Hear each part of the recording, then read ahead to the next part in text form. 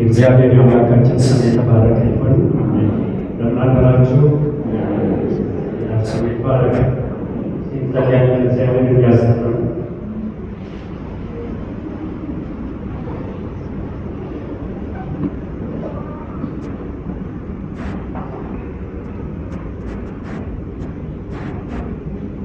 አምላካችን እግዚአብሔር እናመሰግናለን።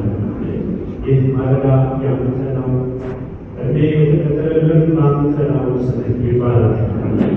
አባት በጌታ በኢየሱስ በፊትህንና በቃልህ እውነት እንድትናገረን ደግሞ በምንዛው ቃልህ እንድንኖርበት መንፈስን ሀሳባዊ እንዲሰጠን ጸልያለሁ።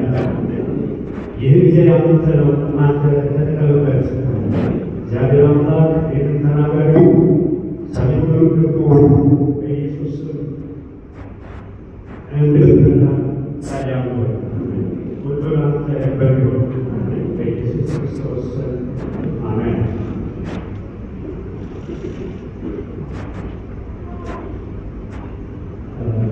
ዛሬ አብረን የምንማረው ቤተሰብን የሚመለከት ነው።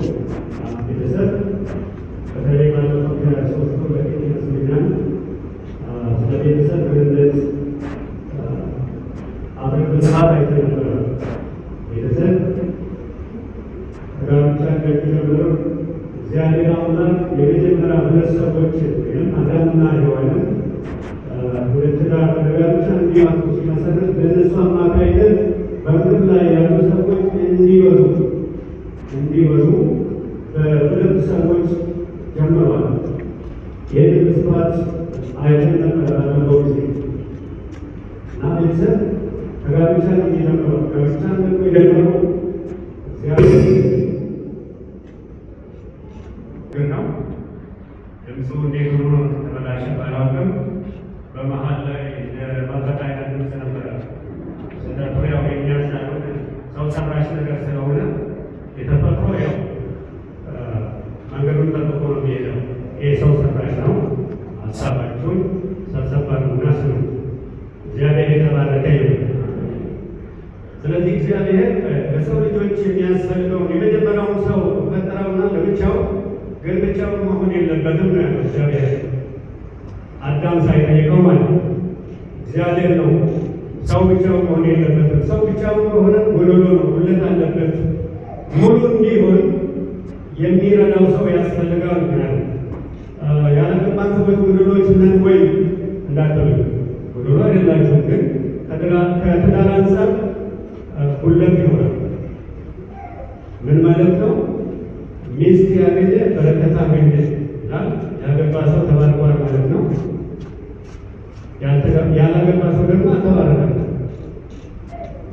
አልተባረከም ስላቸው ከጋብቻ ባለው በረከት እንጂ በምድራዊ ነገር፣ በሰላም፣ በሌላ ነገር፣ በሁሉ ነገር በእንዴ ባለጠግነት በብዙ በሀብት እግዚአብሔር ባርኳቸው ሊሆን ይችላል። ግን በትዳር ውስጥ ካለው በረከት አላገኘም ያ ሰው። ስለዚህ ማግኘት አለበት ማለት ነው። እግዚአብሔር ስለተናገረ በቃሉ። ስለዚህ ጋብቻ፣ ቤተሰብ፣ ማህበረሰብ፣ በዓለም አቀፍ ዙሪያ ያሉ ሰዎች ሁሉ መነሻቸው ከጋብቻ ወይም ከጋብቻ በተገኙ ሰዎች በጋብቻ ውስጥ ያላለፈ ወይም በጋብቻ ውስጥ ያልተወለደ ወይም ከሰው ያልተፈጠረ ሰው የለም። በዚህ ጉባኤ ውስጥ አባት እናት አለን። እናትና አባቶቻችን ተጋብተው የተወለድነው ማለት ነው። ስለዚህ ቤተሰብ አባል ነን ማለት ነው። ቤተሰብ ነን። ግን በቤተሰብ ውስጥ እግዚአብሔር ኃላፊነት የሰጠው ለእናትና አባት፣ በተለይም አባት ነው ኃላፊነት የሰጠው። ለአዳም የመጀመሪያውን ኃላፊነት እንደሰጠው ማለት ነው። ግን ሔዋን ጥፋት ባጠፋች ጊዜ ማነው የተጠየቀው? ሔዋን ብቻ አይደለችም፣ አዳምንም ነው የነበረው። ምክንያቱም እሷ ብታጠፋ አንድ ላይ ነበሩ ማለት ነው። ሁለቱም ስንት ስለሆኑ አንድ ናቸው ስለሚል ዛሬ ሳምንት በተለይ የተማርነው ዘመኑን ዋጅ በሚል ርዕስ ነበር። ካስታወሰን ዘመኑን ዋጅ ዘመንን ስራውን መዋጀት ነበር የተማርነው። እስኪ ሁለተኛ ጢሞቴዎስ ምዕራፍ 3 አብረን እናነባለን። እግዚአብሔር ቃል ነገር ግን በመጨረሻው ቀን የሚያስጨንቅ ዘመን እንዲመጣ ይህን እወቅ። ሰዎች ራሳቸውን የሚወዱ ይሆናሉና፣ ገንዘብን የሚወዱ፣ ትዕቢተኞች፣ ትዕቢተኞች፣ ተሳዳቢዎች፣ ለወላጆቻቸው የማይታዘዙ፣ የማያመሰግኑ፣ ቅድስና የሌላቸው፣ ፍቅር የሌላቸው፣ እርቅን የማይሰሙ፣ ሐሜተኞች፣ ራሳቸውን የማይገዙ፣ ጨካኞች፣ መልካም የሆነውን የማይወዱ፣ ከዳተኞች፣ ችኩሎች፣ በትዕቢት የተነፉ፣ እግዚአብሔር ይልቅ ተድላን የሚወዱ ይሆናሉ። የአምልኮ መልክ አላቸው፣ ኃይሉ ግን ክደዋል ይላል። የአምልኮ መልክ አላቸው፣ ኃይሉ ግን ክደዋል። ይህ በመጨረሻ ዘመን ይሆን ስላለው ነገር ጳውሎስ መንፈሳዊ ልጁ ለሆነው ለጢሞቴዎስ በምክር መልክ የጻፈው። ስለዚህ በዚህ መሰረት በ21ኛው ክፍለ ዘመን ላይ ያለነው እና አሁን የ21ኛው ክፍለ ዘመን ትውልድ ነን። ምናልባት ያው ከ20ኛው ወደዚህ የመጣን እንኖራለን። 100 ዓመት የኖረ ሰው ምናልባት ከመቶ በላይ የኖረ ሰው ባይኖርም ግን በከፊል 20ኛው ክፍለ ዘመን የተጠቀምንበት አለን ማለት ነው። 21ኛው ክፍለ ዘመን ላይ ስንመለከት በዚህ ሐዋርያው ጳውሎስ ከጻፋቸው መልእክቶች ወይም ምክረ ሀሳብ ውስጥ በመጨረሻው ዘመን ሊሆን ስላለው ነገር እሱ እንደገለጸው እየሆኑ ያሉ ብዙ ነገሮች አሉ። በ21ኛው ክፍለ ዘመን የቤተሰብ ተግዳሮት ምንድን ነው? በ21ኛው ክፍለ ዘመን የቤተሰብ ተግዳሮትና መፍትሄው ምንድን ነው በሚል ርዕስ ነው የምንማረው ዛሬ። 21ኛው ክፍለ ዘመን ላይ ስንመለከት እነዚህ ወደ 20 የሚደርሱ ነጥቦችን ይዛል። ሊሆን ስላለው ነገር በሱ ዘመን እንግዲህ የዛሬ 2000 ዓመትን አሻግሮ ነው ያለው እሱ። እኛ በጣም እየተቃረቡ በሱ ዘመን የተጻፈ መልእክት እያነበበ ሳይሆን ራሱ የመልእክቱ ጸሐፊ ነበር። እግዚአብሔር መንፈስ እየረዳው በአብያተ ክርስቲያናት መካከል ያለውን ችግር ለመፍታት ቅዱሳን ሕይወታቸውን እንዲጠብቁ ምክረ ሀሳብ ያቀርብ ነበረ በተለያዩ አብያተ ክርስቲያናት። በመሆኑም በ21ኛው ክፍለ ዘመን ምንድን ነው የእኛ ችግር የሚለው ስንመለከት ሁለተኛ ጢሞቴዎስ ምዕራፍ 3 ከ1-6 ቅድም እንዳነበብ ነው የአምልኮ መልክ አላቸው ይላል። የተጻፈው አሁን ይሄ በቤተ ክርስቲያን ውስጥ ስላሉ ሰዎች ነው እንጂ ስለማያምኑ ሰዎች አይደለም። የማያምኑ ሰዎች እነዛ ናቸው። በእግዚአብሔር ቃል አይመለከታቸውም። እግዚአብሔርን የመከተል ያለመከተል መብታቸው ነው። ግን በእግዚአብሔር ቤት ውስጥ ስላሉ ሰዎች ነው የሚናገረው። በዚህ ስፍራ የአምልኮ መልክ አላቸው እና ኃይሉን ግን ክደዋል። ስለዚህ በውጭ ካሉ ሰዎች ጋር አንድ አይነት ናቸው ማለት ነው። ቸርች ሊመጡ ይችላሉ። እነዚህ ሰዎች እግዚአብሔርን አመልካለሁ ሊሉ ይችላሉ ባፋቸው፣ በተግባር ግን የሌሉበት ናቸው። ምንድን ነው መስ የሚለውን ስናይ የመጀመሪያው የመንፈሳዊ ሕይወት መዳከም። መንፈሳዊ ሕይወት ምን ሆኖ ነው የተዳከመው በዚህ ዘመን ስንመለከት? በብዙ መልኩ የሰዎችን ሀሳብ የሚሰርቁ ነገሮች አሉ። በቤት ውስጥ፣ ከቤት ውጭ፣ በስራ ቦታ በብዙ መልኩ የሰዎችን ሀሳብ የሚሰርቁ ነገሮች አሉ። ፈተናዎች አሉ። የጋራ እሴቶቻችንን እንዳንጠብቅ የሚያደርጉ የቅድስና ሕይወት እንዲሽቆለቆል ያደረጉ ብዙ ነገሮች አሉ። ድካም ምንድን ነው መነሻው? በጣም የሚገርማችሁ ሰሞኑን በዩቱብ መዝሙሮች ይለቀቁ ነበርና ሰባኪ ኤአይ ነው፣ ዘማሪው ኤአይ ነው፣ አስተማሪው አርቲፊሻል ኢንቴሊጀንስ ሰውን ከክቶ አሁን በብዙ መልኩ እየሰራ ነው። እኔ የሶሻል ሚዲያ ሆነ ኤአይ ተቃዋሚ አይደለም። የሚጠቅሙ ነገሮች አላቸው። በጣም የሚጎዱ ብዙ ነገሮች ደግሞ አሉ። የሰውን ሀሳብ አንድ ጊዜ ማየት ከጀመሩ አይናቸውን ከዛ ምድር ላይ እንዳይነቅሉ የሚያደርጉ ብዙ ነገሮች አሉ። ይሄ ማለት ቴክኖሎጂ፣ ማህበራዊ ሚዲያዎች የሰዎችን ሀሳብ እየሰረቁ ነው። ምናልባት ከሰዓት በኋላ አንድ ጭውውት ተዘጋጅቷል። ምናልባት በዚህ ዙሪያ ይመስለኛል ወደ መቼ ያዘጋጁትና ይገባል። እንድንዳከም ካደረጉ ነገሮች አንዱ ይሄ ነው። ቤተሰብ አንድ ላይ ሆኖ ተሰብስበው እንደ በፊት አብሮ እንዳይጸልይ፣ አብሮ እግዚአብሔርን ቃል እንዳይመካከል፣ እንዳይጨዋወት ጭውውቱ ቴሌቪዥን ውስጥ ነው። ምክክሩ እዛ ነው የምናየው። የሚያስብ ነገር የሚሰርቁ ነገሮች ማለት። ስለዚህ ሀሳባችንን የሚሰርቁ እነዚህ የቴክኖሎጂ ወይም የማህበራዊ ሚዲያ አጠቃቀም ይዛን ካልተጠበቀ በጣም አደጋ ነው። ስለዚህ አንዱ በመንፈሳዊ ሕይወታችን መዳከም ምክንያት ይሄ ነው። ሌላው የኢኮኖሚ ችግር ነው። ኢኮኖሚ በአሁኑ ጊዜ በተለያዩ ምክንያት በዓለም ላይ በሚከሰቱ ጦርነት እንዲሁም ደግሞ በተለያዩ አደጋዎች በጊዜው በተለይም በሽታዎች ተነስቶ በተለይ ከዚህ ከኮሮና ጋር በተያያዘ የዛን ጊዜ የዓለም ኢኮኖሚ ተመቷል በኃይለኛ ሁኔታ። ብዙ ሰዎች ሞቷል፣ ብዙ ሰዎች ታመዋል። ከዚህ የተነሳ ዓለም ኢኮኖሚ እያሽቆለቆለ እየወረደ ነው ያለ። ያ ደግሞ እኛንም ኢትዮጵያን የሚመለከት እዚህ ያለነው ላይ ተጽዕኖ እያመጡብን ነው። የኢኮኖሚ ችግር፣ የኑሮ ውድነት፣ የዋጋ ንረት፣ ስራ አጥነት፣ ገንዘብን ለማግኘት ብዙ ችግር ውስጥ መግባል። ስለዚህ የ21ኛ ክፍለ ዘመን የቤተሰብ ተግዳሮት በኋላ ላይ መፍትሄ ምንድን ነው የሚለውን አብረን እናነሳለን። ሌላው የትዳር ውስጥ ግጭቶችና ፍቺ መበራከት፣ ግጭቶች አሉ። በባልና በሚስት መካከል ግጭት አለ። የተግባቦት እጥረት አለ። አይግባቡም። ባልና ሚስት ይጋጫሉ፣ ይጣላሉ። ባል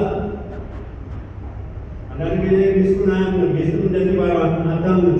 የእምነት መጥፋት፣ ተአማኒነት ሲጠፋ ግጭት ይኖራል።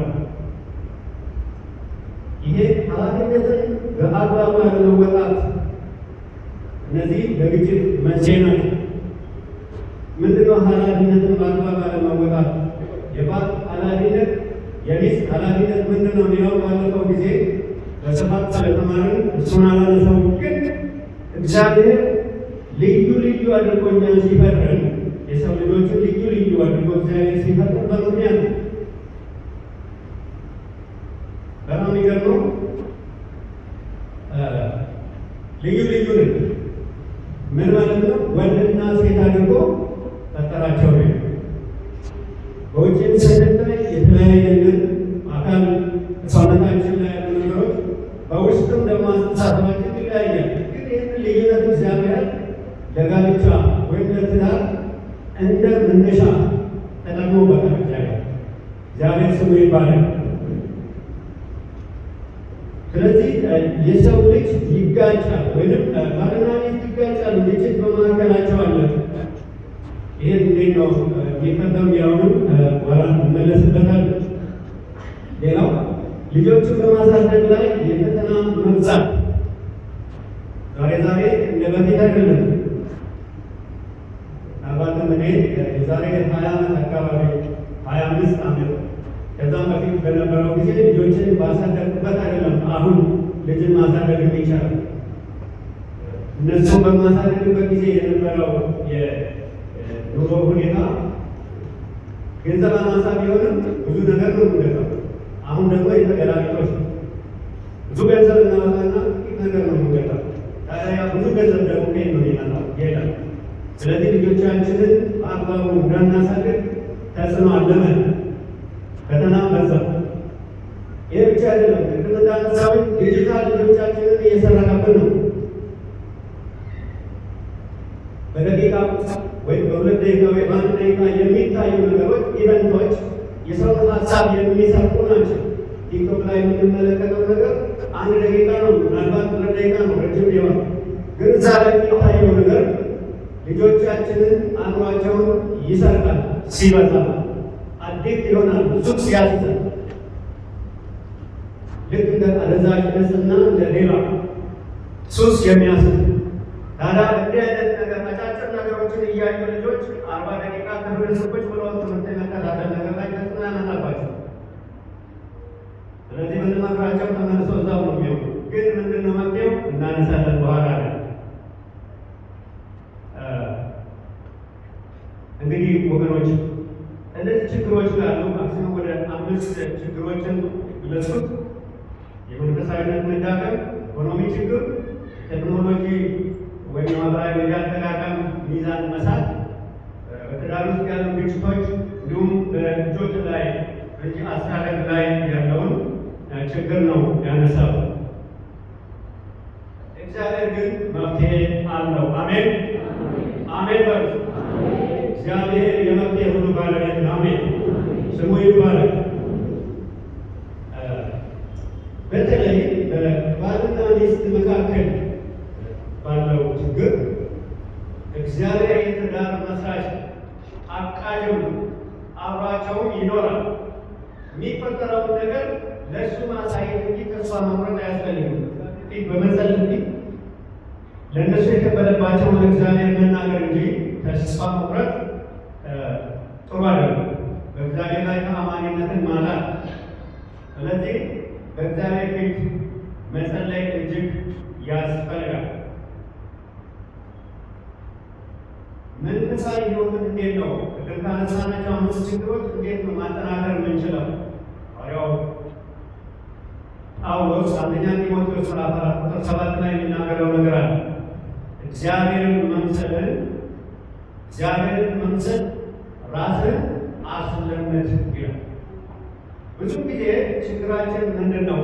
ጳውሎስ በዚህ ስፍራ እንደሚናገረው እግዚአብሔር ቃል እንማራለን፣ እናነባለን፣ ግን ራስን ማስለመድ ወይም መለማመድ የለም። የተማርነውን ነገር መተግበር መለማመድ ነው። እግዚአብሔር ቃል በጋራ እንማራለን፣ በቤታችን ምናልባት በመጽሐፍ ቅዱስ ጥናት እንዲሁም ደግሞ በቤተሰብ የህብረት ጊዜ ልናነብ እንችላለን። ግን ማንበብ ብቻ ሳይሆን መንፈሳዊነትን ማጠናከር ነው ያለን፣ መለማመድ አለ። አንድ ስፖርተኛ በጠዋት ተነስቶ እንግዲህ ተራራ ወጥቶ ወርዶ በብዙ ልምምድ ነው መጨረሻ ላይ ማሸነፍ የሚችለው። እኛ የምናየው ምናልባት በውጭ ተወዳድሮ ስታዲየም ሲገቡ ሪባን ሲቆርጡ ነው፣ ሜዳሊያ ሲሸለሙ ነው የምናየው፣ በደስታ ሲያዩ። ግን ያ ውጤት ሊመጣ የቻለው አስቀድሞ ሰው በማያየው ሁኔታ ስለተለማመዱ ነው። ስለዚህ እኛም የእግዚአብሔርን ቃል መማር ብቻ ሳይሆን መተግበር አለብን፣ መለማመድ አለ። ኃጢአትን ተጸየፉ ካለ መጸየፍ አለ። ከክፉ ባልንጀራ ራቁ ካለ መራቅ አለ። ማለት ምግባራቸውን አብረን አለመሳተፍ ነው። ሰውን አንጠላው፣ ግን ተግባሩን እንጠላዋለን። ክፉ ከሆነ እግዚአብሔርን መፍራት አለብን ሁሉ ጊዜ። ይህ የጥበብ መጀመሪያ ስለሆነ ስለዚህ መንፈሳዊነትን ማጠናከር በማጠናከር መንፈሳዊ ተግባራትን ማሸነፍ እንችላለን። በጸሎት መትጋት፣ የእግዚአብሔርን እርዳታ መጠየቅ። ከእኛ ግን በላይ የሆነው ከእግዚአብሔር አቅም በላይ ነው። እግዚአብሔር ሁሉን ይችላል፣ ስሙ ይባላል። ስለዚህ እግዚአብሔርን ቃል አብሮ ማጥናት፣ ማንበብ፣ መተግበር የግድ። ይሄ መንፈሳዊ ልምምድ ነው። ሌላው ያለንን ገንዘብ በአግባቡ መጠቀም ነው። የኑሮ ችግርን ያለንን ነገር በአግባቡ መጠቀም፣ በፕሮግራም መጠቀም። ምንም የለንም ከተባለ ደግሞ ስራን መፍጠር። ስራ እንልቃለን ብዙ ጊዜ። ይህ ስራ ለእኔ የሚገባ አይደለም፣ ዘመዶቼ ይህንን ስራ አልሰሩትም ብለን ስራ መናቅ የለብን። ያለንን ያገኘነውን ስራ አቅማችን የሚችለውን መስራት ነው ያለብን። ምናልባት በህመም ምክንያት መስራት ማንችል ከሆነ ወይም በተፈጥሮ ቢሰብል ከሆነ ማንችል ከሆነ ማለት ስንፈጠር የምናገር የለም ወይም አንዳንድ የአካል ጉዳት ካለብን እንጂ መስራት አለብን። የትኛውንም ስራ ከሰራን ደግሞ ገቢ እናገኛለን። እኛ ኢትዮጵያውያን በብዛት ችግራችን ምንድን ነው? ብዙ ጊዜ ይሉኝታ የሚባል በክትባት የማይጠፋ በሽታ አለብን። ይሉኝታ ሰው ምን ይለኛል እንላለን። ዝቅ ያለ ስራ ምንም ዝቅ ያለና ከፍ ያለ የለም። አሁን ከዚህ ውጭ ሀገር የሄዱ ሰዎች እኮ ምናልባት ማናጀር ምናምን የነበረ አንድ ሰው አንድ ሀገር ሄዶ ረስ እያጠበ ጽዳት እያጠጣ ነው የሚኖረው ሌላ ስራ እስከሚያገኝ ማለት ነው። እዚህ ስራ ቢባል ግን ያንን አይሰራው። ምክንያቱም ይሉኝታ ስላለ ማለት ስራ ከሌለ አይሰራም። ስለዚህ ከፍ ያለ ስራ ምንለው እንዲህ አይነት ነው፣ ወይ ጽሕፈት ቤት ነገር መስራት። ግን የጉልበት ስራዎችን መስራት ጉልበት ካለ ወጣቶች ስራ መፈለግ መስራት ስራ ምናምን ጥሩ አይደለም። ያለንን ነገር በአግባቡ ደግሞ መጠቀም፣ የተለያዩ ሰዎችን ማማከር ስራ እንዲሰራበትን ማለት ተሳካላቸውን ሰዎች መጠየቅ፣ እንዴት እንደተነሱ እንዴት እንደተሳካላቸው ከሰው ሕይወት ልምድ ማግኘት።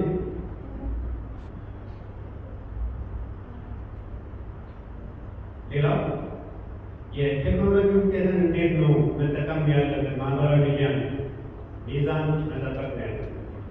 ማህበራዊ ሚዲያ ይጠቅማል፣ ይጎዳል። ግን በሚጠቅመን ነገር ላይ ማዋል ያለ ለትምህርት፣ ለስራ ብዙ የሚረዱ ናቸው።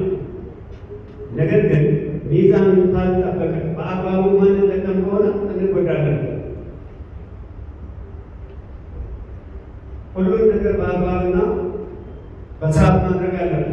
ምንም እንኳን ሐዋርያው ጳውሎስ በአንደኛ ቆሮንቶስ 14:40 ላይ ሁሉ በአግባብና በሰዓት ነው ይህም ስለ ጸጋ ስጦታ ነው የሚናገረው። ሁሉ ነገር ግን በአግባብና በስርዓት መሆን አለበት።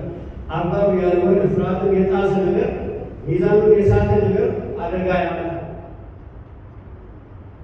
በተለይ እናትና አባት ልጆቻቸውን በዚህ ዙሪያ ከልጅነት ጀምሮ አሁን ትምህርት የሚሰጠው በቴሌግራም ነው። 7ኛ ክፍል ጀምሮ በቴሌግራም።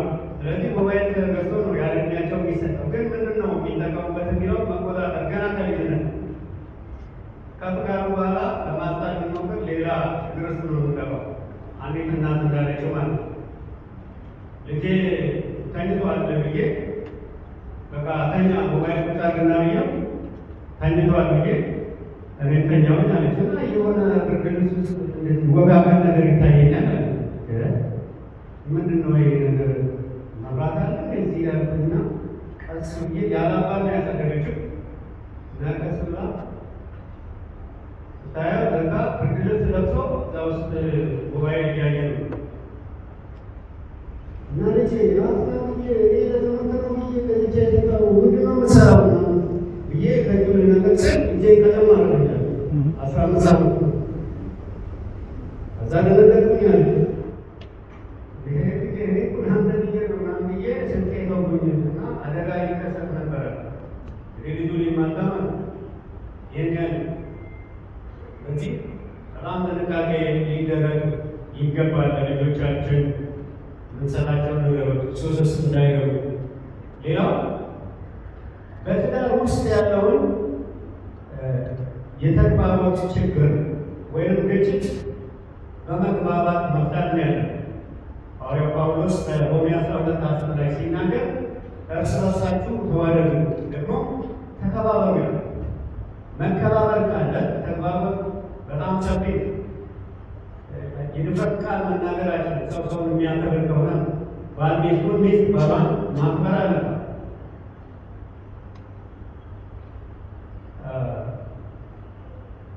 ካልሆነ ግን እልህ ውስጥ ይገባሉ፣ ንቀት ውስጥ ይገባሉ፣ ፉክክር ውስጥ ይገባሉ። እልህ፣ ንቀት፣ ፉክክር የትዳር ነቀርሳዎች ናቸው። እልህ፣ ፉክክር፣ ንቀት ባል ሚስቱን፣ ሚስት ባሏን። ይሄ በጣም ኮሚኒኬሽንን የሚያበላሽ ተግባቦትን የሚያቆራርጥ እስከ ወዲያኛው እንዲለያዩ የሚያደርግ መናናቅ ካለ እልህ ውስጥ አንተ ምን ማን ሆንና እሱ ማን ሆነችና ከማን በልጣ ሊባባሉ ከሆነ ትዳሩ የተናጋር ነው።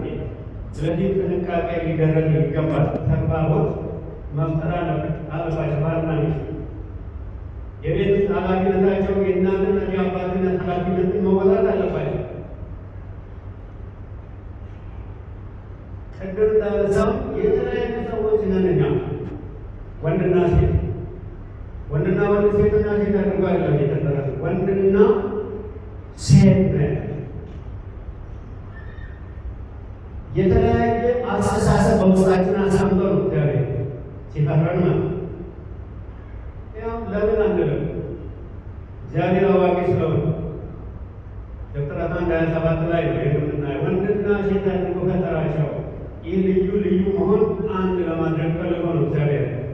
ልዩ ልዩ አድርጎ የፈጠረ እስኪ አንዳንድ ነገር እንዴ ወንድ እንዴት ነው የሚያስበው? ወይም ምንድን ነው ኳሊቲ በውስጥ ያለው? በማህበራዊ ሳይንስ ባለሙያዎች የተጠና ነገር አንድ ጊዜ ከማንበብ ያገኘሁትን ነገር ይጻል አንድ አምስት ነጥቦች ናቸው። ምንድን ነው የሚለው? ወንዶች የዓላማ ጽናት አላቸው ይላል። አንድን ነገር ከያዙ ያንን ከግብ በማድረስ ደምረው ይሄዳሉ እስከ መጨረሻ። እህቶች ደግሞ ጥበበኞች ናቸው ይላል። እንግዲህ ይሄ እስከ መጨረሻው ለመሄድ ዝም ብሎ በጉልበት ሳይሆን በጥበብ መሄድ ያስፈልጋል ማለት ነው። ከሚስቱ ምክረ ሀሳብ መውሰድ አለ። ወንዶች ከገንዘብ ይልቅ ለፍቅር ቅድሚያ ይሰጣሉ። የመውደድ ሚስትን የመውደድ ወይም ደግሞ ያው ወደ ጮኝነትን የመጡ ለመውደድ ቅድሚያ ነው የሚሰጡ ወንዶች። ሴቶች ደግሞ በተፈጥሯቸው ለውበትና በልጦ ለመታየት ትኩረት ይሰጣሉ ይላል። ለውበት በልጦ ለመታየት ከሌላዋ ሴት ጎልታ ለመታየት በትዳሩ ሰው ሆኑ ወደ ትዳር ባይመጡም ገና እጮኝነት ወይም እጮኛ ለመፈለግ ከሌላ ሴት ለመውለድ ይለብሳሉ፣ ያጌጣል። ጥናቶች እንደሚያሳየው በተለይ ከተማ አካባቢ ያሉት ሴቶች ከግማሽ ሰዓት እስከ አንድ ሰዓት መስታወት ፊት ጊዜያቸውን እንደሚያሳልፉ ይናገራል። ፊት ለፊት ያያሉ፣ ዞሮ ያያሉ፣ በቀኝ በኩል ያያሉ፣ በግራ በኩል አራቱን ማዕዘን ማለት ነው። ከደረመ የለበሱት ልብስ ከላይ ከለሩ የለበሱት ከታችኛው ጋር ከለሩ ካለ አልሄደም። ይሄ አንድ ላይ ነው ያወጣል። ባል ቸርች ለመሄድ ልጆችን ይዞ ውጭ ሊሆን ይችላል። ኧረ ውጭ ምናምን ይላታል። ግን ቆይ እስኪ ይህንን ትዕግስት ያስፈልጋል ማለት ምንድን ነው? ውጭ ቆም ያለ ይሄን ያለ እሷ ስራ ላይ ያለች። ስለዚህ ስራ ማገዝ ያስፈልጋል ማለት ልጆችን ልብስ ማልበስ በሌላም ነገር ሰው የሚያግዝታለ ቀድሞ ስራ እሷን ስራ የራሷን ችግር መስጠት አለበት። ይሄ እግዚአብሔር ሲፈጥረን በውስጣችን ያስቀመጠው ለምን አይባልም። ለምን ማለት አንችልም። በቃ ተሰርተናል። ሌላው ወንዶች በአጭር ቃሉ ንግግር የሚያደርጉ ለምሳሌ እንዲህ አይነት ነገር ገሰና እንዲህ ሊሆን ማለት እሺ ይሉ ይችላል። ወደ 10 ቃላት ተነግሮ ከሆነ ባለፈው ያነሰው ይመስለኛል። ሴቶቻችን አንዳንድ ጽሁፎች ላይ ሳነብ ጥናቶች ላይ ምናልባት ገብታችሁ በግል ላይ ይዩት ከ15 ወደ 10 እስከ 15 ቃላት በቃል ውስጥ እንደሚናገሩ ጥናቶች ይገልጻሉ። እህቶቻችን ደግሞ ከ25 እስከ 30,000 ቃላት በቀን ውስጥ መናገር እንደሚችሉ እግዚአብሔር የቃላት ባለጸጋ አድርጎ እንደፈጠራቸው እግዚአብሔር ይህንን ድንቅ ነገር በውስጣቸው እንዳስቀመጠ ይናገራሉ ጥናቶች። አሁን እንግዲህ ግጭቱ እንዴት ነው የመጣ የሚለውን ስናነሳ ብዙ ነገር ሊናገሩ ይችላሉ። አንዳንድ ጥያቄዎች መልስ የሌላቸው ሊሆኑ ይችላሉ። ግን አፋቸውን ጠብቆ ወንዶች ወይ ባሎች ነው ያለ የሚባሉ ነገር ይበላሻል። መታገስ ያስፈልጋል፣ ትዕግስት ያስፈልጋል። ለምን ብዙ ስለተናገሩ ነገረኛ ነች ማለት አይ አንዳንዱ ሰምተን ነው ማለት ያለ መልስ የሌላቸው ጥያቄዎች አሉ። ከለቅሶ ጋር ሊሆን ይችላል። በጣም ብዙ ውስጣን ብሎ ማለት ይሄ እግዚአብሔር ለሰው ሲሰራ እንደዚህ የሰራቸው ለምን ማለት አንቺ ምን አድርጌ ነው ብቻ አይደለም። ሁሉም ቤት ነው እንደዚህ አይነት። ስለዚህ መቀበል አለ። ይሄ ተግባቦትን የሚያዳብር በጣም ይገርማችሁ ሌላ ውጥረት ሲበዛባቸው ባሎች ከሚስቶቻቸው ጋር አይባሉ። በውጥረት ጊዜ ማለት የስራ ጫና ሲኖር፣ ከውጭ ብዙ ተጽዕኖ ሲኖር፣ ወይ ሲያሙ ወይ በሆነ ችግር ብቻ አእምሮ ውጥረት ሲኖረው ተገቢ ቃላት ላይናገር ይችላል። የዛ ጊዜ ሚስቶች ትዕግስተኛ መሆን አለባት። ሚስቶችስ በወር አበባ ጊዜና በወሊድ ጊዜ ከባሎቻቸው ጋር አይባሉ። ሆርሞን መዛባት ስለሚኖር ማለት ስለዚህ ጥንቃቄ መደረግ አለ። አሁን አንዳንድ ጊዜ የማይገባ ነገር ሊጠይቁ ይችላሉ ሚስቶች። ማለት የማይገባ ማለት ሰው አሁን ገዝቶ የማያመጣውን ነገር ማለት አሁን የዓለም ዋንጫ ማለት በቃ ጎላ ማድረግ ብላ እዛ አሜሪካ ነገር ውሰድ የምትለው እንዴት ነው ሚወስደ አፈራ ማድረግ ይላሉ። ይችላል። አንድ ካቴራ የሚሰጥ አፈራል። ይሄን እንዴት ነው ማስቀረት የሚቻለው? አማርኛ የንግሥት ሴት ምግብ አማርኛ ትርፍራፊ ያለችው አንዴ ለባሏ ማለት እና እሺ ያለና ከየት ነው የማገኘው? እሺ ለማንኛውም ብሎ ሄደ። እናንተ በቄሳ ሙሉ ይዞናል አንቺ ስንት ቦታ ላይ ይዞበት መሰለኝ ምናምን እና ግን ደግማር ጋር በጣ አመሰገነች እና ልጅ ከተወለደ በኋላ እሱ ተናገረ። ይወቃ የባለፈው ምግብ እኮ ያመጣው ማህበራዊ ምን አገልግል ምናምን አንድ ላይ አድርጌ ፈትቼ ነው ላንቺ ብዬ ያመጣው እንግዲህ ጊዜ ይያደና ስለዚህ ላይግባቡ ይችላሉ። ፍላጎት ይለያያል። ዛም ጊዜ ባል ትዕግስተኛ መሆን አለበት። ሌላው ባል ስራ ወዳድ ነው። ስራው ላይ ትኩረት የሚያደርገው እህቶች ግን የማህበራዊ ተሳትፎ ወዳድነት ይታይባቸዋል። ምን ማለት ነው? ማህበራዊ ተሳትፎ ማለት ለምሳሌ ኮንዶሚኒየም ቤት አካባቢ አዲስ ተከራይቶ ገብተው ሊሆን ይችላል እና ሲገቡ ባልየ ሰላም ነው ምናምን ብሎ ሊያድ ይችላል። እሷ ሴቶቹ ጋር ተግባባ ቡና ምናምን እየጠጡ ስማቸውን ተለዋውጦ ቤተኛ ሆኖ ምናልባትም ከሳምንት ወይ ከወር በኋላ የእድር ሰብሳቢ አግባብ ሊሆን ይችላል። የሰፈር የሄዶች ማለት ዳታካቱ ሰላም መላል ምናምን ልጠጥ ይችላል። ግን ወንድ እንደዚያ ገና አጥንቶ አይቶ ሰላም ናችሁ ምናምን ብሎ ሚላመደው። ስለዚህ የተለያዩ ሰዎች ነን። ይህንን ባሎችም ሚስቶችም ልትረዱ ይገባል። ጌታ የተባረከ ይሁን። በነገር ሁሉ ማስተዋል የሚስጠን አሜን። ሌላው ከልጆቻችን ጋር በተያያዘ ልጆችን ማስተማር ነው ያለብን። ልጆቻችንን እንዴት እንያዛቸው? ከልጆች ጋር በተያያዙ ልጆች እንዳያመልጡን በፍቅር መቅረብ አለብን፣ ማስተማር አለብን፣ መምከር አለብን። እንዲሁም ደግሞ አብረናቸው መጫወት አለብን ከልጆቻችን ጋር። ሐዋርያው ጳውሎስ ኤፌሶን 6:4 ላይ ሲናገር በምክርና በተግሣጽ አሳድጓቸው እንጂ ልጆቻችሁን አታስቆጧቸው ይላል። ዘዳግም 6:7 ላይ ደግሞ ሲናገር በብሉይ ኪዳን ለልጆች አስተምር ይላል እግዚአብሔር ቃል። አብረን ደግሞ ምን አድርግ ተጫወተው ይላል። ስለ እግዚአብሔር ቃል መጫወት ማለት ቤተሰባዊ ጨዋታ መጫወት ያስፈልጋል። እግዚአብሔር ቃል በመንተራስ ነው። ነገር ግን ያሉትን ክፍተቶች በእንዲህ አይነት ነው መሙላት ያለብን እንጂ ልጆቻችንን ማራቅ የለብን። እድሜያቸው ከፍ እያለ ሲሄድ በእድሜያቸው የሚችሉትን ነገር እንዲሰሩ ስራ ማለማመድ አለ። ልጆቻችንን ማስተማር፣ ግልጽ ትእዛዝ ደግሞ መስጠት አለብን።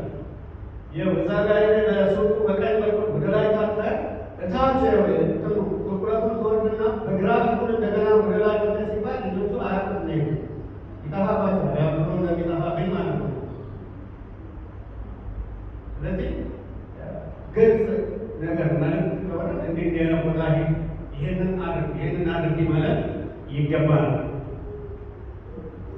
ሌላው ሀሳባቸውን እንዲገልጹ በግልጽ ሀሳባቸውን እንዲናገሩ መርዳት አለብን። ልጆቻችን ማገዝ አለብን። ንግግር እንዲለማመዱ ማድረግ አለብን። በሰው ቤት ማለት በእኛ ቤት መጀመሪያ ተሰሚነት እንዳላቸው ወይም የሚሰማቸው ሰው እንዳለ እንዲረዱ ሀሳባቸውን እንዲገልጹ፣ ሀሳባቸውን ከገለጹ በኋላ መልካም ከሆነ መቀበል፣ ካልሆነ ከዚህ የተነሳ ይሄ አልቀበል ስበቅ ማለት ነው። ሀሳባቸውን እንዲገልጹ ማስተማር አለብን።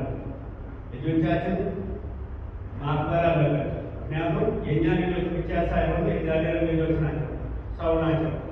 ነገ ትልቅ ሰው የሚሆኑ ትልቅ ደረጃ የሚደርሱ ናቸው።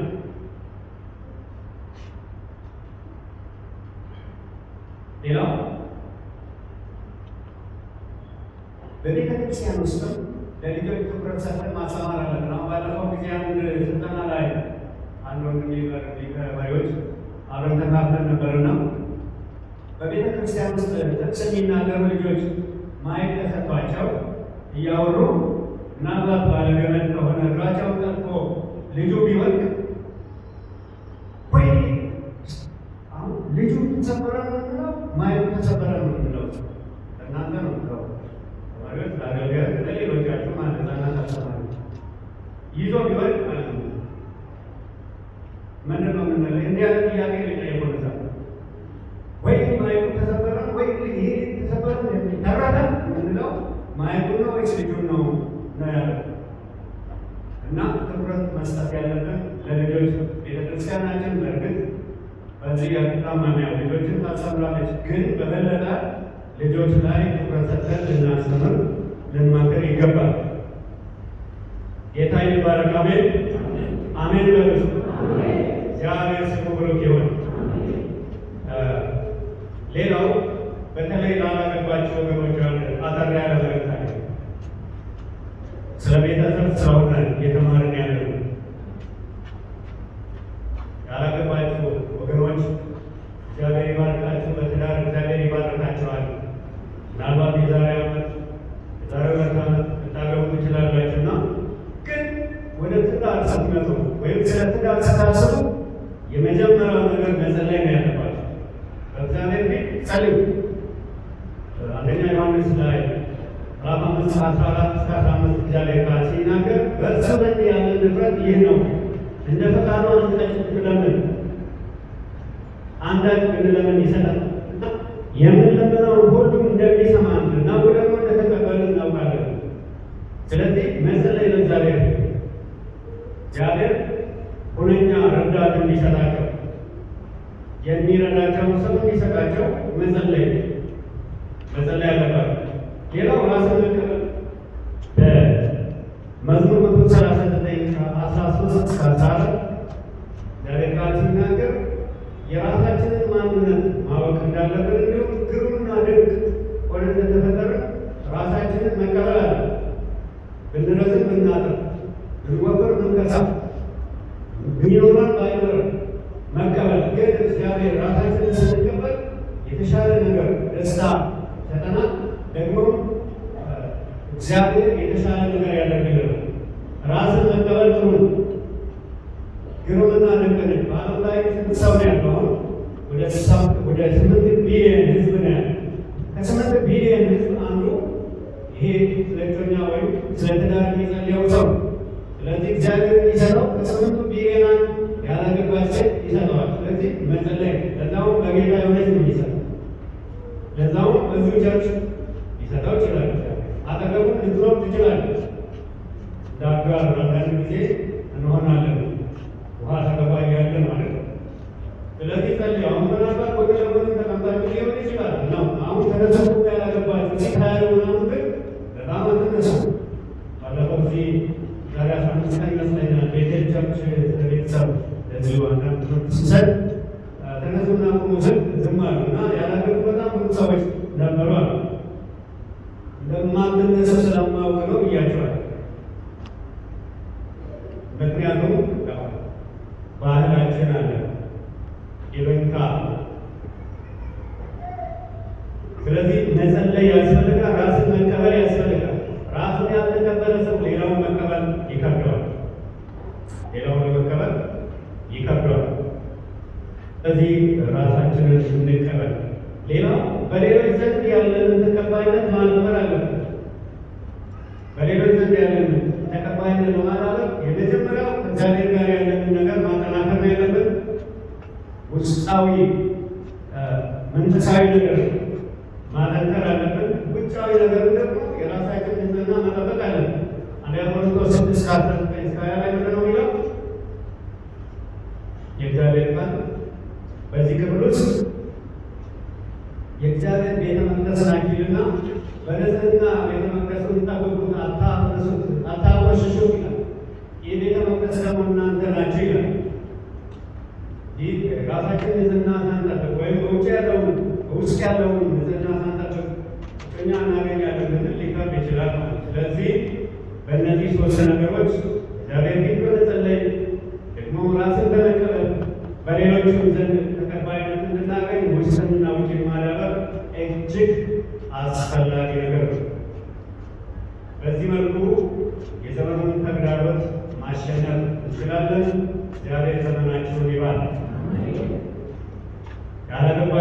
እግዚአብሔር በትዳር ይባርካችሁ።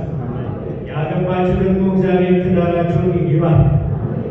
ልጆች ያላችሁ እግዚአብሔር ልጆቻችሁ በአግባቡ መያዝ ማሳደግ እንድትችሉ እግዚአብሔር ይርዳችሁ። ልጆች የሌላችሁ እግዚአብሔር በፍሬ ይባርካችሁ። እግዚአብሔር ልጆችን ይስጣችሁ። ዘመናችሁ ይባረክ። እንጸልያለን። እግዚአብሔር